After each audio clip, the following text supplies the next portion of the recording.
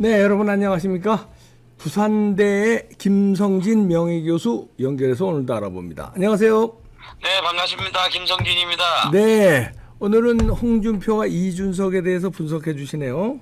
네네, 주로 홍준표에 대한 것인데, 아, 네. 그 초기 화면에 있는 것처럼, 네. 거기 이제 홍준표 대구시장이 이준석을 비판을 했지 않습니까? 그렇죠. 그런데 그 이제 전후 사정을 보면, 홍준표 시장이 뭐 못된 정치 무슨 이런 얘기를 하는데, 우리가 보통 이준석 얘기할 때 관종 정치라고 하잖아요. 그렇죠. 예. 그런데 제가 보기에는 홍준표 또한 이준석처럼 관종 정치를 하고 있다. 그렇게 봅니다. 네, 그렇습니까? 네, 하나씩 네네. 보시죠. 네. 네. 다음 장 보시면 네. 제가 보기에는 다음 장 홍준표 보세요. 시장이 네. 그 전광훈 목사를 공격하는 것이 네. 자기가 차기 대선 주자로 나서는 것이 지금 결정적으로 이 장벽을 만난 것이 아니냐 이런 생각을 하고 있는 것 같아요. 아, 예, 그럴 수 있겠네요. 네, 그래서 그게 이제 빠르게 정광훈 목사 지지하고 또 그 뜻을 따르는 사람들이 국민의힘을 장악해 나간다고 생각을 했기 때문에 아하. 그래서 지금쯤 이제 자기 목소리를 내는 것이 필요하다 이렇게 생각한 것 같고 예. 또 하나의 원인은 그 김재원 최고와의 그 오래된 그 수건이 있다. 저는 그렇게 생각합니다. 구원이 있어서 네. 지난번에 그 대구시장 공천도 같이 했지 않습니까? 네. 그런데 이제 나중에 말씀을 드리겠지만 최근에 와서 그 조성은이 김재원 최고위원을 그때 고발을 했었잖아요. 명예훼손으로. 네. 이것이 3월 10일 날 그러니까 한 달도 채 안 됐잖아요. 네.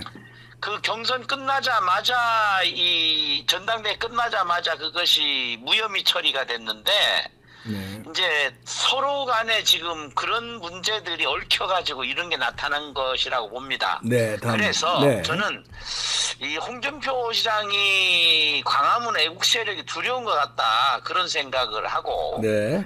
그 다음에 이제 제가 늘 생각하는 것은 저도 홍준표 시장이 대선 후보일 때 진짜 모든 것을 다 희생해가면서 포기해가면서 선거운동을 해줬는데 누가요? 김성진 내가 교수가요? 아, 예.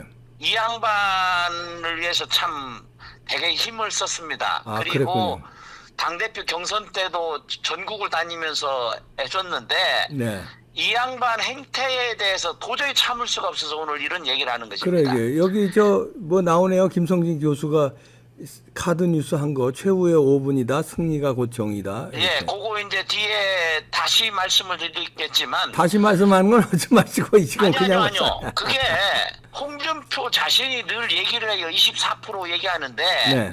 이거는 광화문 애국 세력, 태극기 세력이 헌신한 거지 예. 자기 능력이 아니라는 거죠. 착각하지 말라는 거죠. 예, 그렇죠. 예. 예, 다음 장 거기 아까 최후의 5분 네. 제가 이 장면이 뭐냐면 홍준표 시장이 경남지사 하면서 이제 본격적으로 대선 시작한 바로 그날이 4월 15일 날 네. 그 부산 서면에서 시작을 했어요. 아, 그렇습니까? 네. 그때 그 나가기 전에 점심 식사를 같이 했습니다. 네. 저도 같이. 네. 거기서 태극기 세력은 절대로 무시하지 마라. 네. 그렇게 했는데 참 안 받아들여지더라고요. 네. 그러더니 나가가지고 딱 첫말로 시작한 것이 요 얘기입니다. 네. 지난 엄동설안에 태극기 들고 천만 애국 세력이 이거 뭐 서둘러서 말하다 보니까 대한문을 대한민으로 하다가 이런 엉터리까지 나왔는데 그걸 제가 홍준표가 품은 태극기 민심이라는 말로 이렇게 만들어가지고 5년 전에 이거 뭐 썼네요. 김성진 네네. 교수가요. TV에서 네네. 했네요. 네. 그래서 이것이 이렇게 시작을 해가지고서는 지금 태극기 세력을 능멸하고 있는데 이거야말로 못된 정치가 아니냐 저는 그렇게 생각합니다. 그러네요. 네. 다음 보시죠. 네, 다음 장 보시죠. 그러면 조금 아까 얘기했던 것처럼 홍준표 시장이 지금 이준석을 비판을 하는데 착각에 휩싸인 어린애 치기라고 얘기하고 네. 요소를 쏟아내는 그 입이다 이렇게 얘기를 하는데 이 부분을 저는 그 홍준표 시장한테 대묻고 싶어요. 네. 이 고위 나이가 된 홍준표가 지금 하고 있는 발언과 행태가 이게 이준석하고 같지 않느냐. 네. 예, 그렇게 생각을 한다는 거죠. 네. 예, 다음 장을 보시죠. 그런데 여기 홍준표 이 양반이 한 그 페이스북 글 보이시죠? 네. 잘 안 보이실 겁니다. 그 밑에 요약을 하면 정당의 모든 것은 당대표를 통해 합니다. 당대표를 깔보는 정당은 이익 집단에 불과하지 정당이라 보기 어렵습니다. 이게 홍준표 시장의 옛 말입니다. 예.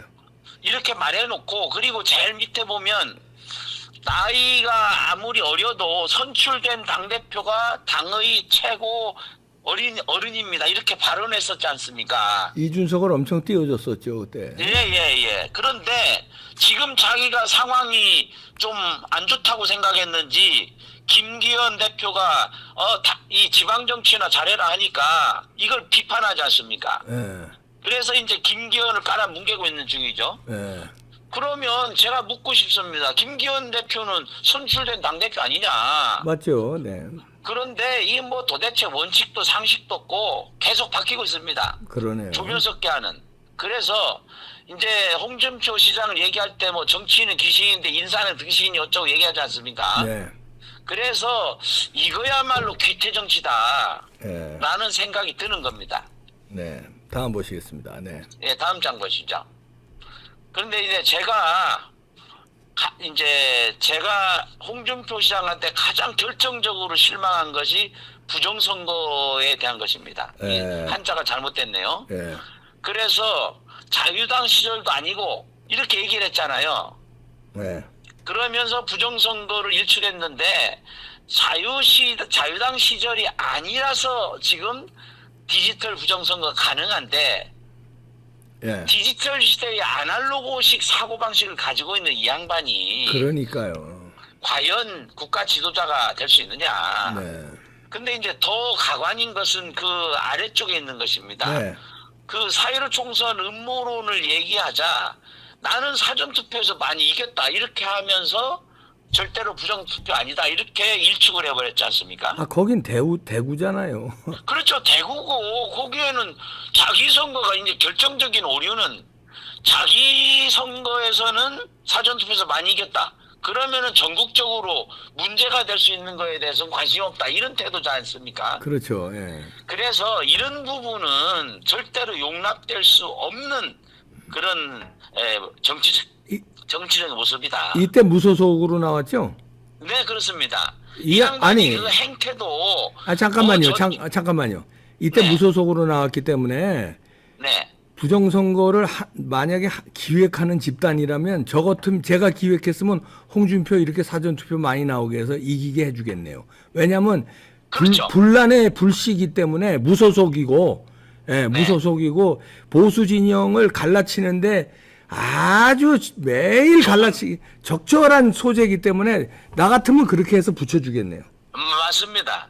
그래서 이 홍준표 시장이 그 당시에 경남에 나오겠다고 했다가 또 그 다음에 저기 양산에 나오겠다고 했다가 그래가지고 이제 결국 대구를 갔잖아요. 네. 그래가 무소속으로. 그러면 입 닫고 있어야지. 무슨 할 말이 많아가 나는 사전투표에서 많이 이겼으니까 부정선거 없다. 이런 개 같은 소리가 어디 있습니까? 그러게 말입니다. 네. 네.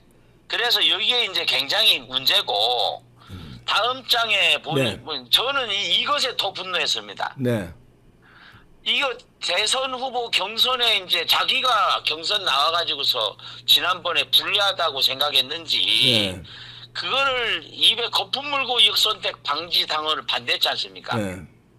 그런데 그 부분이 이 3년 전에 그러니까 자신이 대표할 때 저도 부끄럽게 생각합니다. 그런 당대표 만든다고 참 버스 타고 다니면서 전국을 다녔는데 네. 이 상황에서 대표가 되고 난 다음에 이 역선택 방지 조항을 자기가 고쳤다는 거죠. 그러니까요. 그래서 거기에 이제 민주당 지지장이랑 정의당 지지층 이런 사람이 우리 당 후보 뽑는데 투표권 줄 수가 없지 않느냐. 네. 그래서 당원을 이번에 바꿨다. 이렇게 얘기해 자신이 바꿨다고 이렇게 명시적으로 얘기했지 않습니까? 예. 그런데 이제 대선 후보 경선에 불리하니까 아니 그때는 그러니까- 아예 불리한 게 아니라 역선택이 자기한테 유리하니까. 그렇죠. 예. 그러니까 역선택에 유리하고 역선택에 방지가 불리하니까. 그렇죠. 방지에 불리하니까 이 조항을 반대해가지고 결국은 어거지를 쓰는 바람에 그것이 없어졌지 않습니까? 네. 그래서 이런 식으로 정치하면 안 된다는 거죠. 그럼요. 네. 그래 마지막으로 뭐 이 좀 그런 부분은 이건 조금 더 얘기를 하겠습니다. 네. 그 다음 장 보시죠. 네. 대표님 저 기억하십니까? 예, 예. 이거 저기 21년 9월 20일 날 이봉규 TV에서 방영한 네. 건데 제가 이제 이 부분에 이거를 이제 하고 싶었던 것은 그때 이제 제가 보낸 PPT 화면의 첫 거는 조성은과 수사사주 커넥션입니다. 네. 그 커넥션이라고 하는 것은 결국 조성은 박지원이 아니고 거기에 또 홍준표 캠프가 있을 것이다. 네. 라는 것을 제가 조성은의 페이스북을 쫙 분석을 해가지고 제 나름대로는 여기는 홍준표 캠프에서 개입했구나 라고 개인적으로 판단을 했던 예. 것입니다. 그래서 이제 저는 그렇게 봤고 대표님께서는 조성은이 4.15도 농락됐다. 그런데 이제 여기에서 우리가 생각해야 될 부분이 지금쯤 네. 조성은 이 양반 저 고발 사주 사건 어떻게 진행되는지 혹시 대표님 알고 계십니까? 그러게 말해요. 그게 뭐 위안부야 어떻게 된 건지 뭐 꽁꽁먹은 소식이에요. 예. 술이 뒤에가 이건 굉장히 심각한 문제잖아요. 그러게요. 예. 그런데 이 부분도 그렇고 그 다음에 이제 조성은이가 그 당시에 자유통일당에 아니 자유통합당에 네. 아니 저 미래통합당에 들어갈 때 그때에 수를 썼는데 네. 그게 고엽제 뭐 피해자인가요? 그 사람들 거를 명의를 도용했지 않습니까? 예. 그래서 그것이 고발됐는데 이것도 어떻게 됐는지 모르겠어요. 네. 그러니까 그게 다 위안부나 지나가고 그냥 지금까지 왔는데 네. 어쨌든 이 페이스북 배경을 봐서는 네. 저는 아마도 한 축이 음. 홍준표 캠프일 것이 아니겠는가 이런 생각을 합니다. 그러네요. 네. 예, 다음 장 마무리를 짓겠습니다. 네. 근데 이제 이쯤에서 아까 얘기한 대로 그 김재원 최고가 이제 그 조성은에 의해서 괴롭힘을 당했는데 거기 보면은 명예훼손으로 해서 이게 한참 지난 거예요. 그러니까 2021년 11월 2일 날 이게 이제 접수가 됐는데 네. 이것이 1년 반이나 지나가지고 네. 지난 3월 7일 날 불송치 결정을 했다는 거죠. 네. 이건 굉장히 정치적인 사건인데 네. 이 부분이 이제 나오면서 결국 전당대회 지나자마자 이게 결정이 됐지 않습니까? 네. 그런데 이것이 뒷 배경이 뭘까 이런 거를 고민해야 되는 것이고 거기에 이제 홍준표 시장이 그런 얘기를 했죠.